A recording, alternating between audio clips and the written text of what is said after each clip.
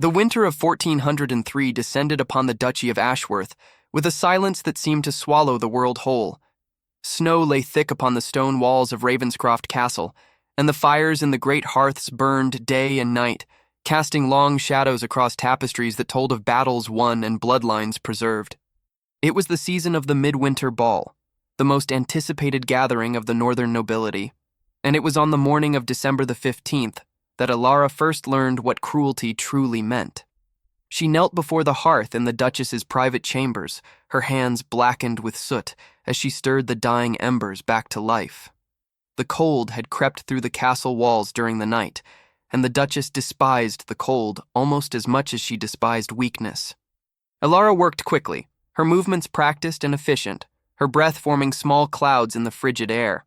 She had been a servant in this castle since the age of 12, brought from a merchant ship that had sailed from the western coast of Africa, and in her 22 years of life, she had learned that survival required silence, obedience, and an invisibility that rendered her presence as unremarkable as the furniture. The door opened behind her, and she heard the rustle of silk, the soft click of embroidered slippers against stone. She did not turn. Servants did not turn until they were addressed.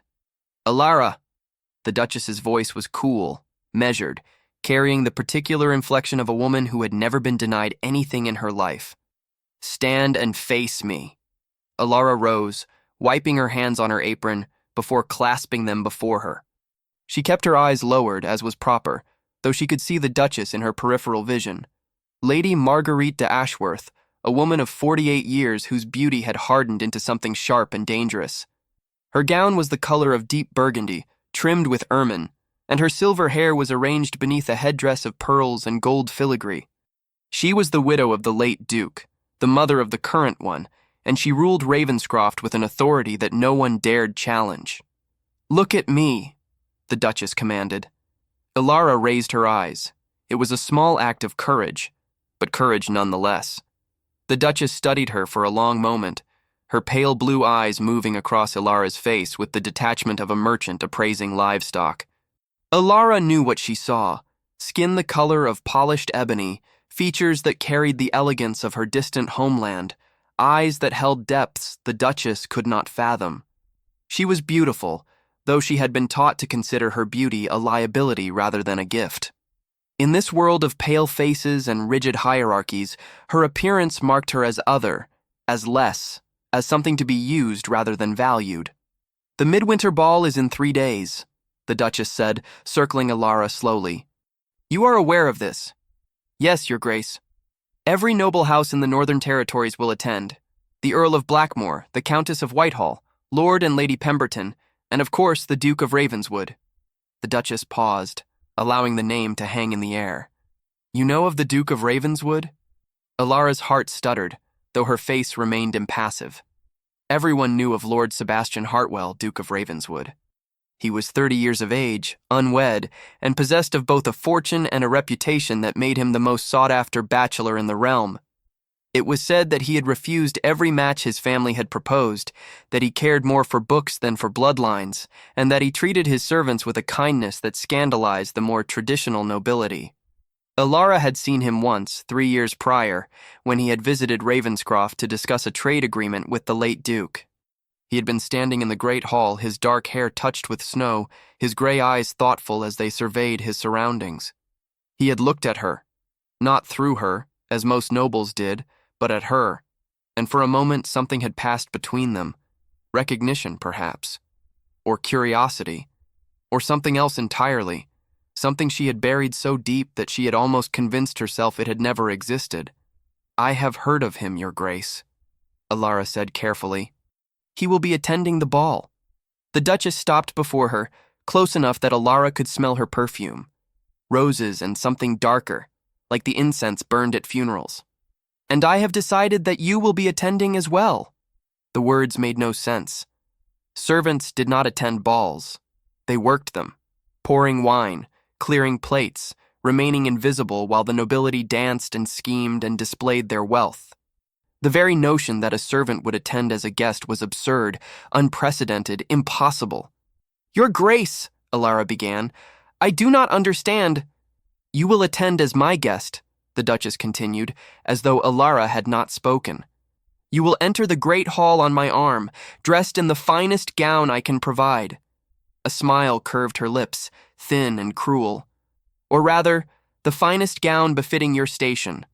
Understanding dawned, cold and terrible. Alara saw it now. The trap that had been laid, the humiliation that awaited her. The Duchess did not intend to honor her. She intended to display her, to dress her in rags while surrounded by silk and velvet, to parade her before the assembled nobility as a demonstration of power, of contempt, of the vast and unbridgeable distance between those who ruled and those who served. "The Countess of Whitehall has been insufferable lately," the Duchess said, her voice light, conversational. "She speaks constantly of her charitable works, of the schools she has established for the poor, of her enlightened views on the lower orders. I intend to remind her and everyone else that charity is merely another form of control. You will be my demonstration." Ilara's hands trembled at her sides, but she forced her voice to remain steady. "And if I refuse, Your Grace?" The Duchess laughed, a sound like breaking glass. "Refuse? My dear child, you seem to misunderstand your position. You belong to this household. You have no family to protect you, no patron to intercede on your behalf. If you refuse, I will have you whipped and turned out into the snow. If you are fortunate, you might survive long enough to beg for scraps in the village. If you are not fortunate—" She shrugged elegantly. "Well, the wolves have been hungry this winter." There was nothing to be done. Alara saw this with the clarity of despair. She had no power, no recourse, no ally in a world that had been designed to crush her. She would walk into that ballroom, dressed in whatever mockery the Duchess provided, and she would endure whatever came next. She had endured worse. She would endure this. "I understand, Your Grace," she said. Her voice did not waver. "I will attend." "Excellent." The Duchess waved a dismissive hand. "Mrs. Blackwood will bring you the gown tomorrow. You are dismissed." Alara curtsied and withdrew, walking through corridors that suddenly seemed longer, darker, colder than before. When she reached the servants' quarters, she sat down on her narrow cot and pressed her hands against her eyes. She did not cry. She had learned long ago that tears changed nothing. What she did not know, could not know, was that across the snow-covered miles, in a castle that overlooked the frozen sea, Sebastian Hartwell was reading a letter that would alter the course of both their fates. The letter was from his aunt, Lady Margaret, a woman known for her sharp tongue and sharper conscience. She had written to warn him of the Duchess's plan, to beg him to intervene, to remind him that silence in the face of cruelty was itself a form of complicity. Sebastian set down the letter and stared into the flames of his hearth. He remembered a girl with eyes like midnight, standing in the great hall of Ravenscroft 3 years ago.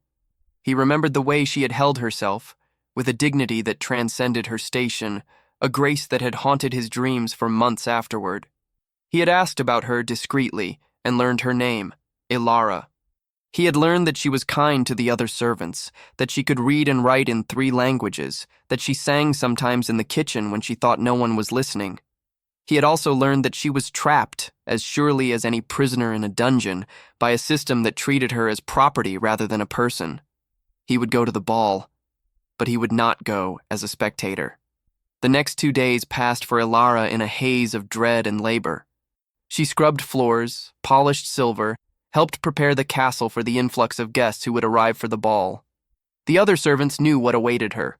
Word traveled fast in the narrow corridors of the servants' quarters, and she could feel their sympathy, their helplessness, their quiet horror at the Duchess's cruelty. Only Mrs. Blackwood, the head housekeeper, spoke to her directly. "I have seen the gown," Mrs. Blackwood whispered one evening, her weathered face tight with anger. "It is... Child, I am sorry. I am so sorry." Alara touched the older woman's hand gently. "It is not your doing. I wish I could help you. I wish I could... You cannot." Alara's voice was soft but firm. "No one can. I will endure it as I have endured everything else, and when it is over, I will still be standing." Mrs. Blackwood's eyes filled with tears, but she nodded and withdrew, leaving Alara alone with her thoughts. On the morning of the ball, the gown arrived. It was worse than Alara had imagined. The fabric was rough wool, undyed and coarse, the kind worn by the poorest peasants in the harshest winters. The hem was deliberately ragged, torn in places to expose her ankles and feet. There were no sleeves, only strips of cloth that left her arms bare to the cold, and pinned to the bodice, in cruel mockery, was a single wilted flower, a rose that had been dead for days, its petals brown and crumbling. "The Duchess wishes you to wear your hair unbound," the footman who delivered the gown said, his eyes fixed on the floor in shame. "And no shoes." Alara took the gown and said nothing. She dressed in the privacy of her small room, her fingers steady despite the trembling of her heart. She let her hair fall loose around her shoulders, thick and dark and beautiful, despite the Duchess's intentions. She looked at herself in the small, cracked mirror that hung on the wall, and she saw what the Duchess wanted the world to see. A servant in rags, a creature to be pitied or mocked, a demonstration of power wielded without mercy. But she also saw something else. She saw her mother's eyes, dark and knowing, the eyes of a woman who had survived the crossing of an ocean in chains. She saw her grandmother's hands, scarred from labor, hands that had planted gardens in stolen soil.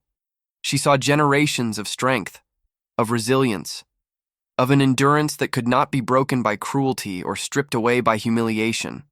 The Duchess could dress her in rags, but she could not touch what lay beneath.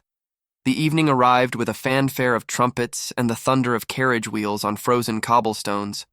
Nobles from across the northern territories swept into Ravenscroft Castle, their finery glittering in the torchlight, their laughter echoing off ancient stone walls.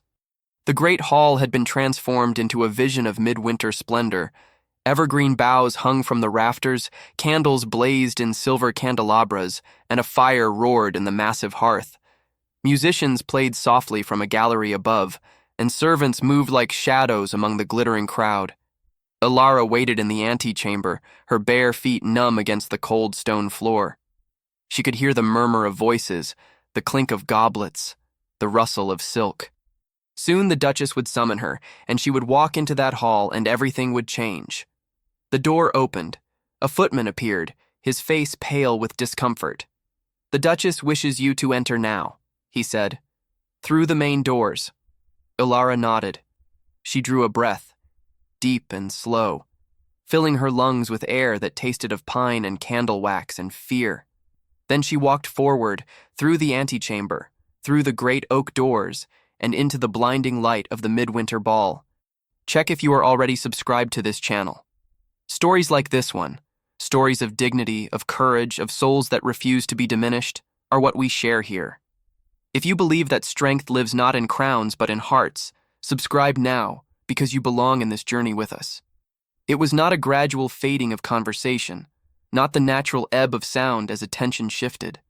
It was sudden, complete, a silence so absolute that Alara could hear the crackle of the fire, the soft hiss of candles, the distant howl of wind against the castle walls. Every face turned toward her, every eye fixed upon the figure in the doorway. A young black woman in rags, barefoot, her hair unbound, standing at the entrance to the most exclusive gathering in the realm. Alara did not lower her gaze. She had expected mockery, expected laughter, expected the Duchess's cruelty to achieve its intended effect. But what she saw instead was something different, something she had not anticipated. She saw shock, she saw confusion, and in some faces, not many, but enough, she saw something that looked almost like shame. The Duchess appeared at her side, resplendent in a gown of midnight blue velvet, her smile triumphant as she surveyed the stunned assembly. "My lords and ladies," she announced, her voice carrying across the silent hall, "I present to you a demonstration of true charity. While others speak of helping the less fortunate, I have chosen to give this poor creature the gift of an evening among her betters. Surely there is no greater kindness than allowing the lowly to glimpse the heights they can never reach." A few nervous laughs rippled through the crowd. Someone coughed. A woman in pearl-encrusted silk whispered something to her companion behind a painted fan. The Duchess's smile widened, anticipating the moment when the mockery would begin in earnest. But Alara did not flinch. She stood straight-backed and steady, her chin lifted, her eyes clear. She had prepared herself for humiliation, had steeled her heart against the cruelty she knew would come. What she had not prepared for was the strange power that seemed to emanate from her stillness, the dignity that no rags could diminish, the grace that transcended the coarse wool and the wilted flower and the cold stone beneath her bare feet. And then, from somewhere in the crowd, a voice spoke. "That is not charity. That is cruelty." The words were quiet, but they carried. Heads turned, seeking the speaker, and the crowd parted to reveal a tall man stepping forward from among the assembled nobles. He wore a doublet of deep gray, unadorned except for a silver brooch at his throat, and his dark hair fell across a forehead creased with barely contained anger. His eyes, gray as winter storms, were fixed not on Alara, but on the Duchess, and in their depths burned something that made even Lady Marguerite take an involuntary step backward. Sebastian Hartwell, Duke of Ravenswood, walked through the silent crowd until he stood between the Duchess and her intended victim. "Your Grace," the Duchess said, her voice suddenly uncertain, "I did not expect you to witness this spectacle?" Sebastian's voice was cold. "No, I imagine you did not. You imagined that you would humiliate this woman for your own amusement, and that the rest of us would laugh along with your cruelty, because we have been taught that such treatment is acceptable when directed at those we consider beneath us." He turned to face the crowd, his gaze sweeping across the sea of silk and velvet and jewels. "Tell me, my lords and ladies, is this who we are? Is this what our nobility means? The right to degrade those who cannot defend themselves?" Murmurs rippled through the assembly. Some faces reddened with shame, others hardened with resentment. The Duchess's expression had transformed from triumph to something approaching fear. "The Duke of Ravenswood forgets his place," she said, her voice sharp. "This girl is my servant. What I do with my property is no concern of—" "Property?" Sebastian's voice cracked like a whip. "She is a person, a human being with a soul and a mind and a heart that beats as surely as yours or mine, and I will not stand by while she is treated as anything less." He turned then, finally, to look at Alara, and for the first time since she had entered the hall, she felt something other than the cold weight of humiliation pressing down upon her. She felt seen, not as a curiosity, not as a symbol, not as a demonstration of power or charity or contempt. Seen as herself, as Alara, as the woman she had always been beneath the surface that others refused to look past. "My lady," Sebastian said softly, extending his hand toward her, "would you do me the honor of accompanying me to the fire? You must be cold." Alara stared at his hand. No one had ever called her my lady. No one had ever offered her courtesy in the presence of her betters. The gesture was so unexpected, so contrary to everything she had been taught about her place in the world, that for a moment she could not move. Then she reached out and placed her hand in his. A collective gasp rose from the crowd. The Duchess made a sound of outrage, stepping forward as though to intervene, but Sebastian silenced her with a single look. "If you wish to demonstrate charity, Your Grace," he said, his voice carrying to every corner of the hall, "I suggest you begin by examining your own heart. Until then, I think we have all seen enough of your demonstrations for one evening." He guided Alara through the parted crowd, toward the great hearth where the fire blazed and warmth waited. Behind them, the silence shattered into a chaos of whispers, exclamations, arguments. The Duchess stood frozen in the center of the hall, her triumph transformed to ashes. At the hearth, Sebastian released Alara's hand and turned to face her fully. Up close, she could see the lines of tension around his eyes, the set of his jaw, the anger that still simmered beneath his composure. But there was gentleness there too, a concern that seemed genuine rather than performed. "Are you injured?" he asked quietly. "Your feet. They are cold," Alara admitted, "but not injured. I have endured worse." Something flickered in his gray eyes. Pain, perhaps, at the casual way she spoke of endurance. He gestured to a servant who stood nearby, wide-eyed with shock. "Bring blankets," he ordered, "and warm wine, immediately." The servant hurried away. Sebastian removed his own cloak, fine wool lined with fur, and draped it around Alara's shoulders before she could protest. "You should not," she began. "I should have done more." His voice was rough. "I should have come sooner. I knew what she planned, and I—" He stopped, shaking his head. Forgive me. I am making this about my own failures when you are the one who has suffered." Alara pulled the cloak tighter around herself, grateful for its warmth despite her discomfort at accepting such a gift. "Why did you intervene?" The question seemed to surprise him. "Because it was right. Because no one should be treated as you were treated. Because—" He hesitated, and something shifted in his expression, something vulnerable beneath the authority. "Because I have thought of you often since I saw you 3 years ago, standing in this very hall. Because you looked at me as though you saw something no one else could see, and I have wondered ever since what it was." Alara's breath caught. She remembered that moment, the snow in his hair, the thoughtful gray eyes, the fleeting connection that she had buried so deep. She had not imagined it. He had felt it too. "I saw a man who looked at me," she said softly. "Not through me. Not past me. At me. Do you know how rare that is? To be seen? I am beginning to understand." The servant returned with blankets and warm wine, and Sebastian insisted that Alara sit in one of the chairs near the fire while he arranged the blankets around her feet. The intimacy of the gesture, a duke kneeling before a servant, caring for her comfort, drew stares from every corner of the hall. The whispers intensified, but Sebastian seemed oblivious to them, or perhaps simply indifferent. "The Duchess will not forgive this," Alara said quietly when he rose to stand beside her chair. "She will find ways to punish me once you are gone.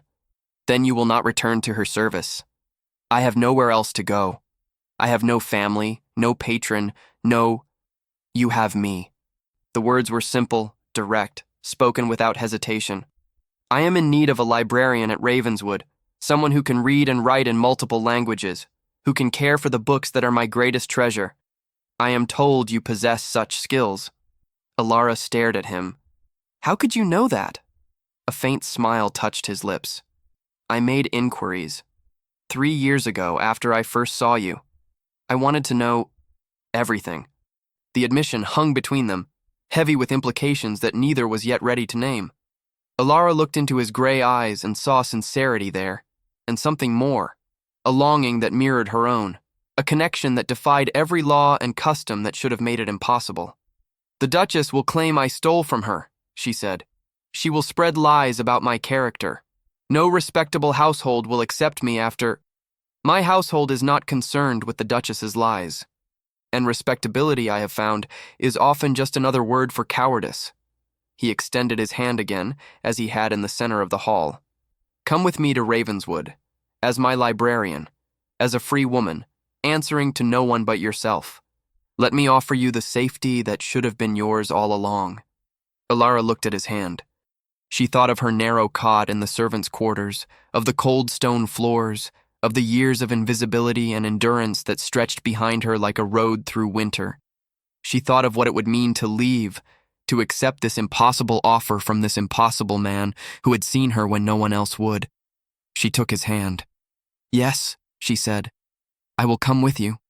The night deepened around them, and in the great hall of Ravenscroft Castle, a new story began to write itself. One that would shake the foundations of a world built on hierarchy and cruelty, and prove that dignity, once kindled, could not be extinguished by any power on earth.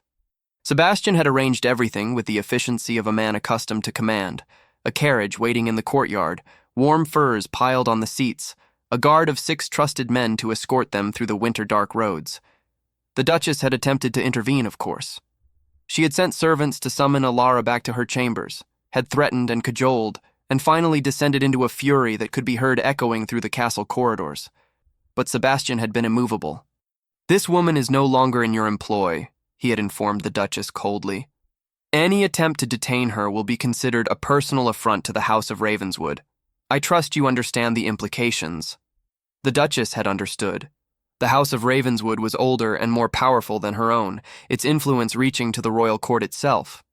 She could not fight this battle, not now, not publicly. But Alara had seen the look in her eyes, the cold promise of future retribution, and she knew that the Duchess was not a woman who forgot her grudges.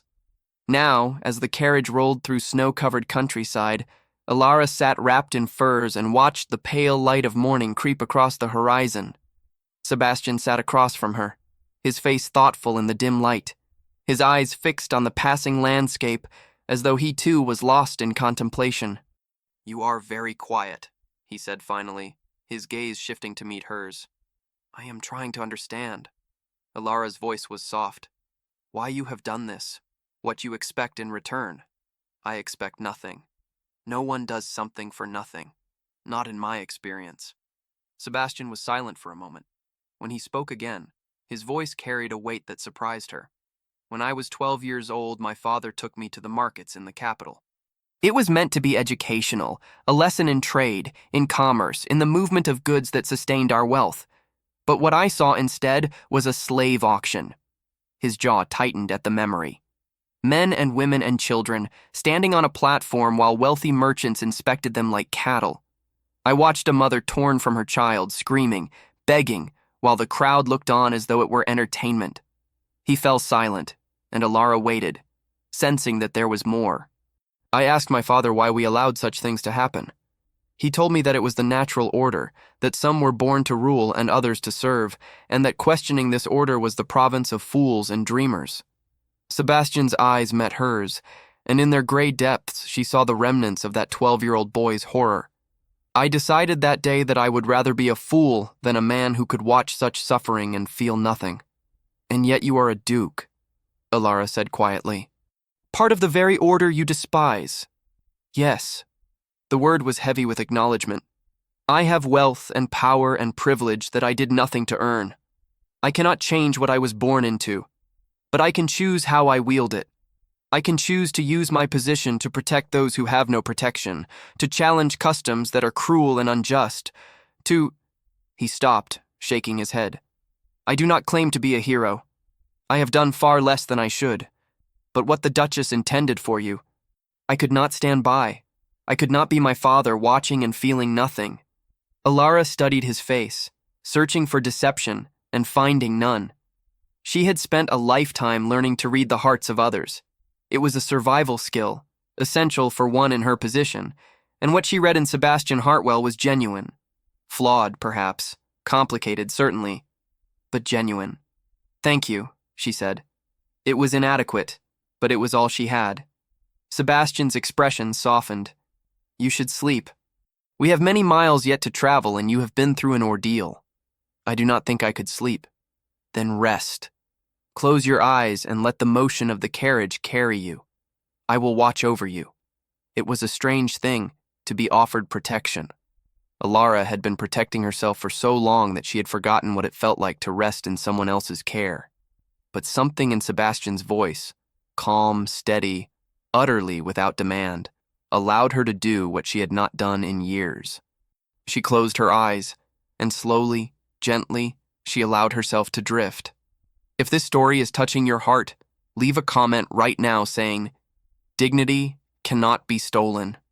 Those words carry the soul of this tale, and I want to know who among you truly understands what Alara is fighting for. The journey to Ravenswood took 3 days. They traveled through landscapes that shifted from snow-covered plains to dense forests of ancient pine, from small villages huddled against the cold to vast estates whose towers rose against the winter sky. At each stop, at inns and way stations where they rested the horses and warmed themselves by strange hearths, Alara observed how Sebastian moved through the world. He treated innkeepers and servants with the same courtesy he showed to nobles. He remembered names, asked after families, noticed when someone was struggling, and quietly arranged for assistance. He did not perform kindness for an audience. He simply was kind, as naturally as breathing. It unsettled her, this goodness. She had grown so accustomed to cruelty that its absence felt like a trap waiting to spring. On the second night, they stayed at a small inn on the edge of a frozen lake. The common room was warm and smoky, filled with travelers seeking shelter from the cold, and Sebastian had secured a private dining room where they could eat without drawing stares. The meal was simple: roasted fowl, root vegetables, bread still warm from the oven. But to Alara, who had eaten servants' scraps for most of her life, it tasted like a feast. "Tell me about yourself," Sebastian said as they ate. "Not about your service or your suffering, about who you are, what you love, what you dream." The question startled her. No one had ever asked such things. "I love books," she said slowly, testing the words as though they were foreign. I taught myself to read when I was young. The cook at my first household had a book of recipes, and she let me look at it when my work was done. I learned the letters one by one, and then the words, and then... It was like discovering a door in a wall I had thought was solid, a door to everywhere. And what did you find through that door? Everything. Her voice softened with remembered wonder. History and philosophy and poetry. Stories of places I would never see, people I would never meet, ideas that had never occurred to me. I found languages, French, Latin, bits of Greek from a damaged manuscript I found in the castle library. I found possibility, the knowledge that the world was larger than the walls that contained me. Sebastian leaned forward, his food forgotten. And your dreams? This was harder. Dreams were dangerous for people like her. Dreams invited disappointment, heartbreak, the crushing weight of reality reasserting itself. I dream of freedom, she said finally. True freedom. Not merely the absence of chains, but the presence of choice. The ability to decide where I go, what I do, who I become. The right to be fully human in a world that insists I am something less. That is not merely a dream, Sebastian said quietly. That is a birthright. One that has been stolen from you but never forfeited. Their eyes met across the table, and Alara felt something shift between them. A deepening, a recognition, a connection that transcended the vast differences in their stations. She saw in his gray eyes not pity but respect, not charity but partnership, and she understood that whatever happened next, she would never be able to see the world quite the same way again. Why are you not married? The question escaped before she could stop it. You are a duke. You must have obligations, expectations. I have refused every match my family has proposed. Sebastian's voice was matter-of-fact. They have offered me heiresses and princesses and daughters of earls, each one more suitable than the last. But I have no interest in suitability. I have no desire to marry someone chosen for their bloodline or their dowry or their political connections. Then what do you desire? The question hung in the air between them. Sebastian's eyes did not leave hers. Connection, he said. Understanding. A partner who sees the world as I see it, who values what I value, who would stand beside me not because of what I am, but because of who I am. He paused, and when he continued, his voice was rougher, more vulnerable.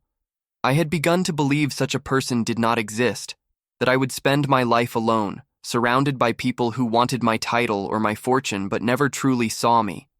And now? He did not answer. He did not need to.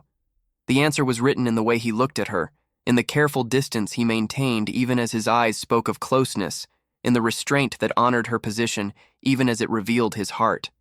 Alara looked away, her own heart pounding. This was impossible. He was a duke, heir to one of the greatest fortunes in the realm. She was a former servant, a woman with no name and no family, and no place in his world. Whatever he felt for her, whatever she was beginning to feel for him, could lead nowhere but heartbreak. We should rest, she said, rising from the table. The journey tomorrow will be long. Sebastian rose as well, his face carefully composed. Of course. Good night, Alara. Good night, my lord. She retreated to her chamber, closed the door, and pressed her back against the wood. Her hands were trembling. Her heart was racing. And somewhere in the depths of her chest, in a place she had thought forever frozen, something was beginning to thaw. She did not sleep that night.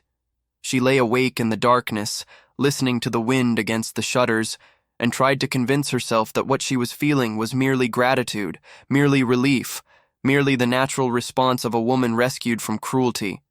She failed. Unlike Ravenscroft, with its oppressive grandeur and its atmosphere of cold formality, Ravenswood seemed to welcome rather than intimidate. Its gray stone walls were softened by ivy that clung stubbornly even in winter. Its towers reached toward the sky with an elegance that spoke of ambition tempered by grace. And everywhere, in the gardens that slept beneath the snow, in the courtyards where servants moved with unhurried purpose, in the great hall where fires blazed and tapestries told stories of honor rather than conquest, there was a sense of something Alara had rarely encountered in noble houses. There was a sense of home. Sebastian led her through the castle himself, pointing out the great hall and the solar and the chapel, introducing her to the servants who would be her colleagues rather than her supervisors. Mrs. Thornton, the head housekeeper, was a stout woman with kind eyes and a no-nonsense manner who took one look at Alara and declared that she needed feeding up. Mr. Blackstone, the steward, bowed with grave courtesy and informed her that her chambers had been prepared in the east wing near the library. "The library," Sebastian said, stopping before a pair of carved oak doors, "is the heart of Ravenswood." He opened the doors, and Alara stepped through into wonder. The library occupied an entire tower of the castle, its walls lined with shelves that rose 3 stories high. A spiral staircase of wrought iron curved through the center of the space, providing access to galleries on the upper levels. Windows of leaded glass looked out over the sea, and even on this winter day light flooded through them, illuminating countless spines of leather and cloth and vellum. The air smelled of paper and dust and the particular mustiness of very old books, a smell that Alara had always associated with possibility. "There are over 5,000 volumes," Sebastian said, watching her face with something like hope. "Many of them have not been properly catalogued in decades.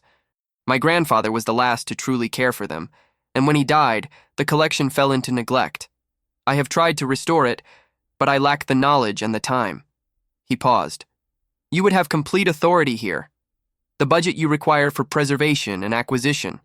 Access to any resources I can provide. This would be your domain, Alara, your kingdom." She walked slowly through the aisles, her fingers brushing the spines of books that had been old when her grandmother was born. She saw Latin texts and French romances, Greek philosophy and Arabic mathematics, illuminated manuscripts and practical treatises on everything from agriculture to astronomy. She saw knowledge in its purest form, the accumulated wisdom of centuries, preserved in ink and paper, waiting for someone to unlock it. "Why me?" she whispered, turning to face him. "There must be scholars, experts, people far more qualified." "There are people with more credentials," Sebastian agreed. "But credentials are not the same as passion. I have watched you these past days. I have seen how you look at books, how you handle them with reverence, how your eyes light when you speak of reading. This collection does not need a scholar who sees it as a job. It needs a guardian who sees it as a calling." Alara's throat tightened. She thought of all the years she had spent stealing moments with forbidden books, reading by candlelight when she should have been sleeping, treasuring each fragment of knowledge as though it were gold. She thought of how it had felt to be denied this world, to be told that learning was not for people like her, that her mind was meant for labor and nothing more.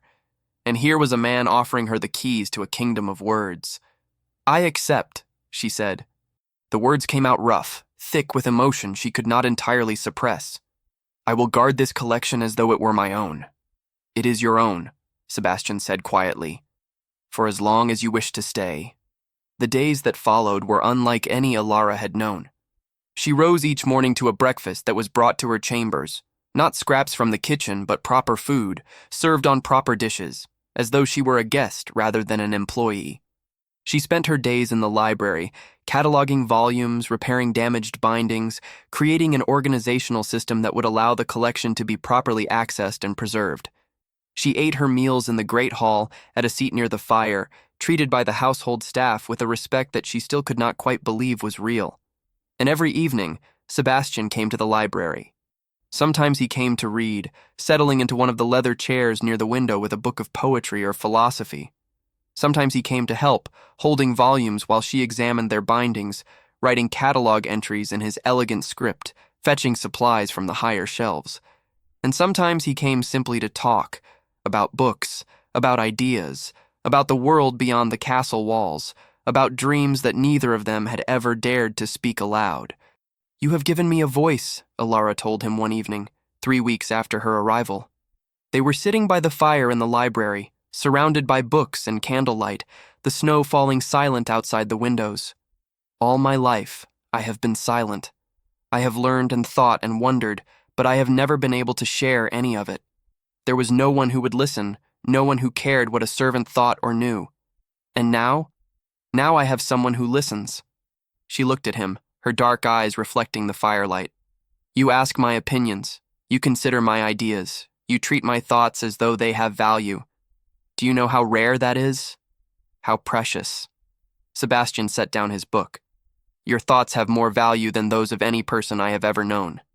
You have a mind that sees through pretense, that grasps truths that elude others, that finds connections where most see only chaos. I am the one who is privileged, Alara. Every conversation with you teaches me something new. The air between them seemed to thicken. Ilara was acutely aware of how close he sat, of the warmth that radiated from his body, of the way his gray eyes held hers with an intensity that made her pulse quicken. We should not, she began. I know. His voice was rough. I know what the world would say. I know the laws and the customs and the 1,000 reasons why this cannot be. But I also know what I feel. And I believe, I hope, that you feel it too. Ilara's breath caught. What you feel. I love you. The words were simple, direct, spoken without hesitation. I have loved you since the moment I saw you standing in that ballroom, clothed in rags but wearing dignity like a crown.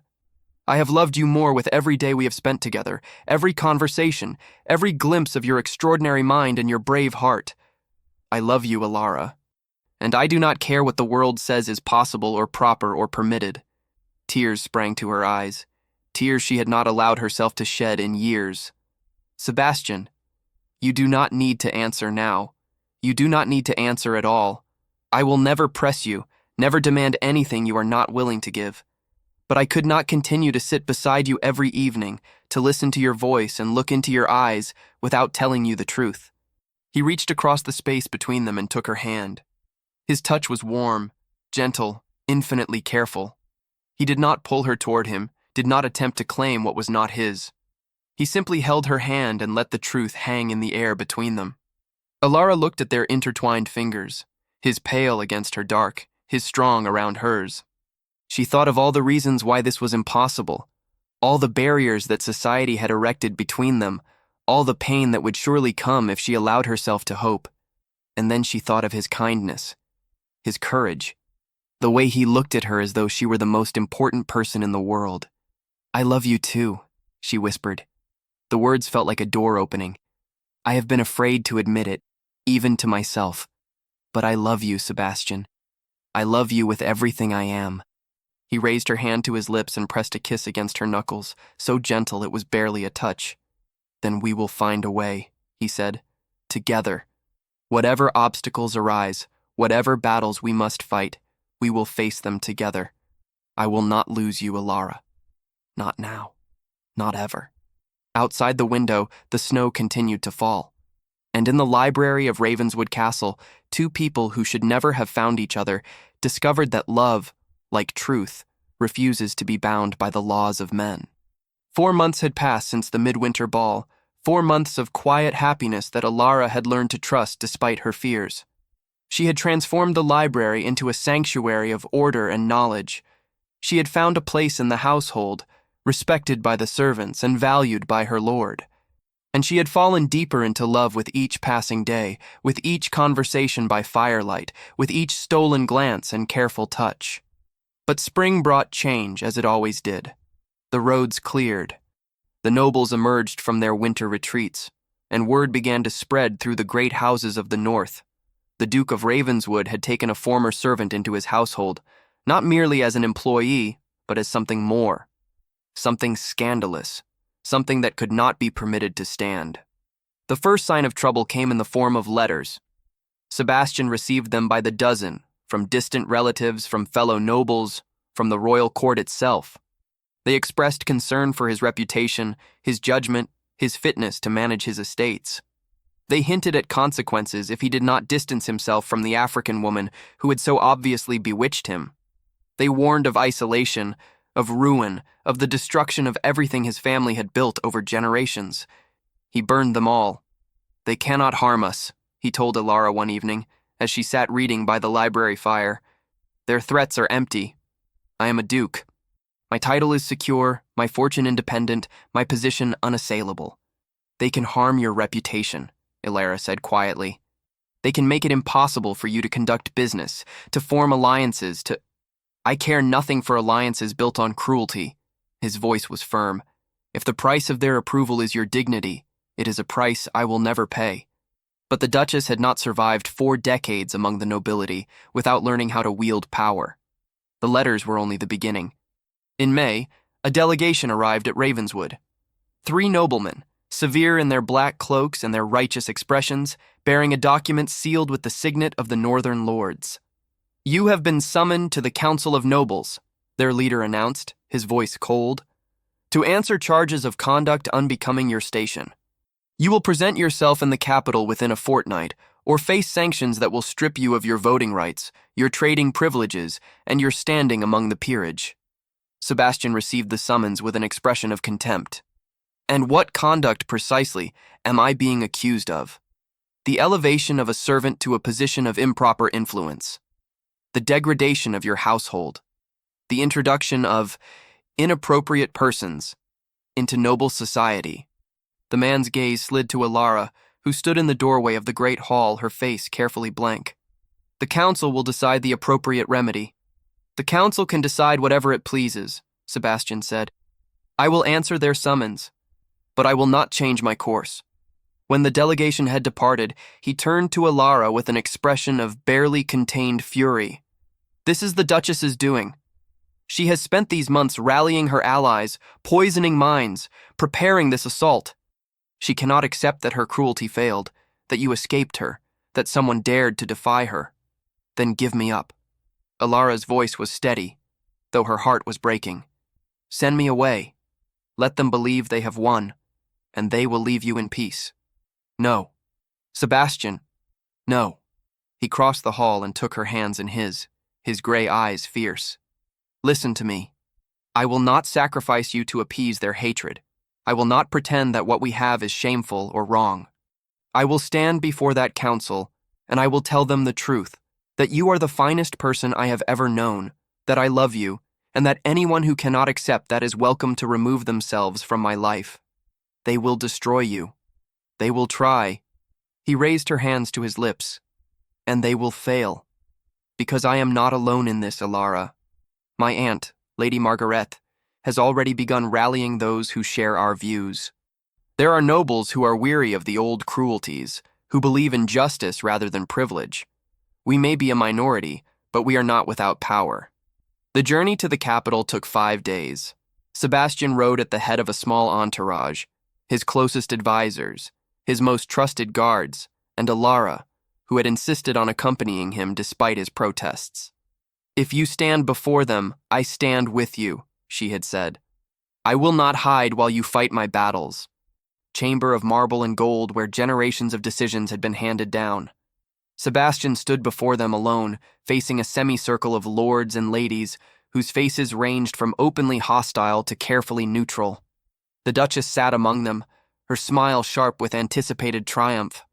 "You have been brought before this council," the Lord Chancellor announced, "to answer for conduct that has brought dishonor upon your house and scandal upon our class." "How do you plead?" Sebastian's voice rang clear through the hall. "I plead that I have done nothing wrong. I plead that I have treated another human being with the dignity she deserves. I plead that if this is a crime, then our laws themselves are criminal." Murmurs rippled through the assembly. The Duchess rose, her voice dripping with false concern. "My lords, this man has been bewitched. He speaks of a servant, a former slave, as though she were his equal. He has installed her in his castle, given her authority over his household, and by all accounts, formed an attachment that can only be described as love." Sebastian cut her off, his gaze sweeping across the assembled nobles. "Yes, I love her. I love a woman who taught herself to read in stolen moments. I love a woman who has endured cruelties that would have broken any of us and emerged with her dignity intact. I love a woman whose mind and heart and soul are worth more than all the bloodlines in this room combined." The hall fell silent. Even the Duchess seemed momentarily stunned by his candor. "You ask me to be ashamed," Sebastian continued, "but the only shame I feel is for a society that would condemn a person for the color of her skin rather than the content of her character. The only dishonor I see is in this council, convened not to pursue justice, but to enforce prejudice." He turned to face the Lord Chancellor directly. "I will not renounce her. I will not send her away. And if this council chooses to punish me for loving someone they consider beneath me, Then let history record that I was punished for being human. The silence stretched. And then, from the back of the hall, a voice spoke. I stand with Ravenswood. Heads turned. Lady Margareth rose from her seat, her silver hair gleaming in the torchlight, her eyes fierce with conviction. I stand with him as well. Another voice, Lord Ashford, a man known for his progressive views. And I, Lady Catherine of Pemberton. One by one they rose. Not a majority, perhaps a third of the assembly, but enough. Enough to demonstrate that Sebastian was not alone. Enough to show that the old order, though powerful, was not absolute. The Lord Chancellor conferred with his advisers in urgent whispers. The Duchess's face had gone pale with fury. Finally, the Chancellor spoke. This council is divided. In the absence of consensus, we cannot impose sanctions. The Duke of Ravenswood is free to conduct his affairs as he sees fit. He paused, his expression troubled. But let it be known that this matter is not settled. The question of appropriate conduct will be revisited. It was not victory, but it was not defeat. The gardens that had slept beneath winter snow now exploded with color. Roses and lavender, honeysuckle and climbing jasmine. The sea below the cliffs had transformed from gray steel to brilliant blue, and the air carried the scent of salt and flowers and the particular sweetness of a world renewed. Ilara stood at the window of the library, watching the sunset paint the sky in shades of gold and crimson. Behind her, she heard Sebastian's footsteps, felt his presence before his arms encircled her from behind. What are you thinking? He murmured against her hair. I am thinking that I never imagined this life. Not in my most impossible dreams. She leaned back against him, allowing herself to rest in his embrace. I was taught to expect nothing, to hope for nothing, to survive, and call survival enough. And now? She turned in his arms to face him. Now I have everything, a home, a purpose, a love that I never believed could exist for someone like me. Sebastian cupped her face in his hands, his gray eyes soft with tenderness. You are not someone like you. You are Ilara. Singular. Irreplaceable. The woman I love more than I have ever loved anything in this world. The council does not matter. The Duchess does not matter. None of them matter. He pressed his forehead to hers. What matters is this, us, the life we are building together. It will not be easy.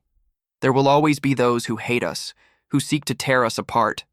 Then let them try. They will find us immovable.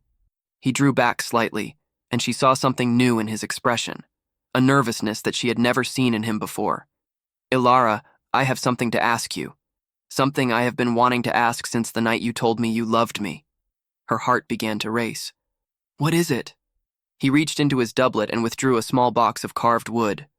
When he opened it, a ring gleamed inside, not the ostentatious jewels favored by nobility, but a simple band of gold set with a single dark stone that caught the light like captured starlight.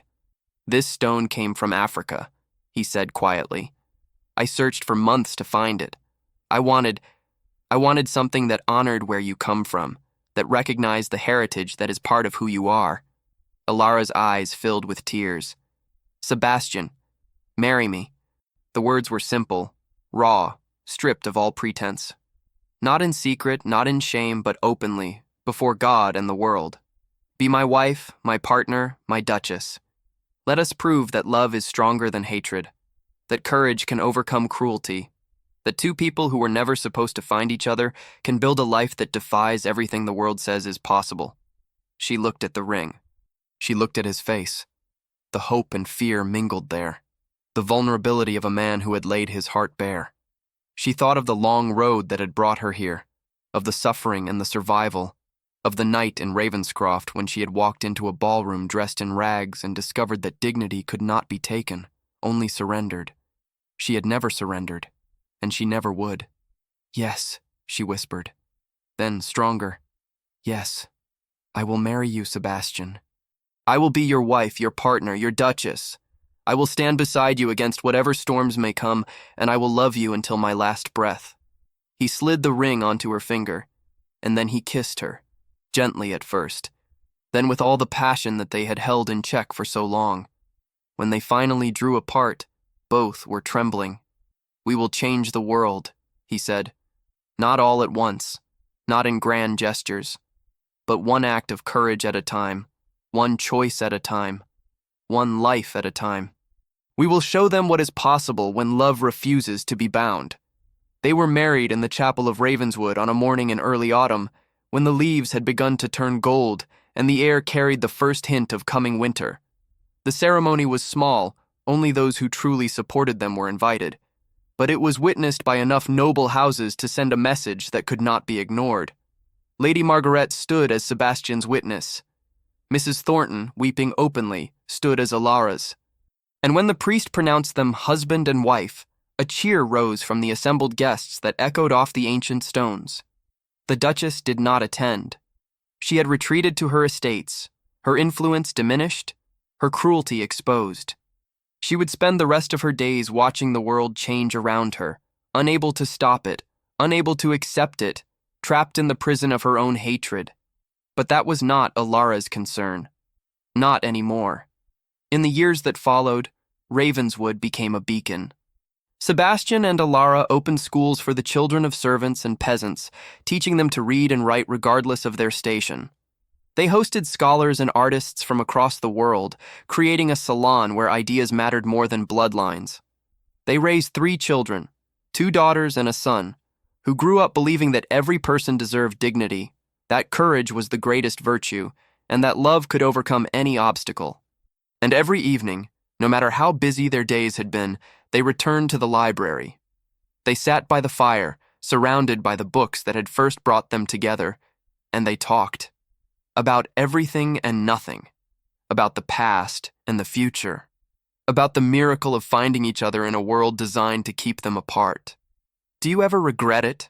Alara asked one evening, many years later. Her hair had begun to silver, and lines had appeared around her eyes, but to Sebastian she was more beautiful than ever. Regret what? Choosing me, defying the world, giving up the easy path for one filled with struggle. Sebastian took her hand, the same hand he had first taken in a ballroom in Ravenscroft, the hand that now wore his ring. "The easy path would have led to an empty life," he said. "A life of comfort without meaning, of privilege without purpose. You gave me something no one else could, a reason to be more than what I was born to be. And what are you now?" He smiled, the same smile that had first captured her heart all those years ago. "I am yours, now and always." And that is the only title that has ever mattered. Outside the window, snow had begun to fall, soft and silent, covering the world in white. But inside the library, the fire burned bright, and 2 souls who had found each other against all odds sat together in the warmth, watching the flakes drift past the glass. They had built a life from courage and love. They had proved that dignity could not be destroyed, only recognized. And in the end, they had discovered the truth that the Duchess had never understood, that real power lies not in the ability to diminish others, but in the strength to lift them up. The snow fell. The fire crackled. And Alara leaned her head against Sebastian's shoulder, at peace with everything she had been and everything she had become. She had walked into a ballroom dressed in rags. She had silenced the hall with nothing but her presence. And she had found, in the heart of a man brave enough to see her, the love that she had always deserved.